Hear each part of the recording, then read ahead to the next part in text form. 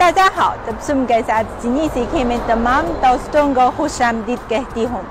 दोस्तों, ज़रा आमदोरफ्त हमारी रोज़मर्रा ज़िंदगी में अहम किरदार अदा करते हैं।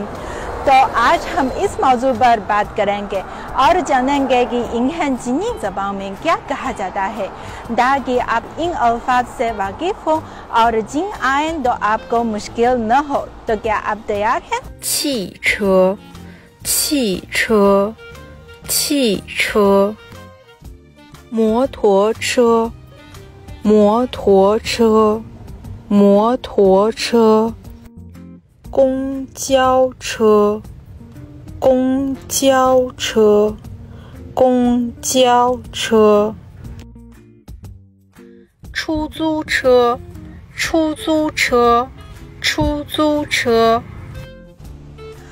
शहर में या आसपास के इलाके में जाने के लिए हम मोटरसाइकिल, बस या गाड़ी इस्तेमाल करते हैं, लेकिन शहर में सबवे की सहूलियत भी है, जिससे सफ़र में काफ़ी आसानी हो जाती है। तो सबवे को चीनी ज़बान में यूँ कहा जाता है: 地铁，地铁，地铁。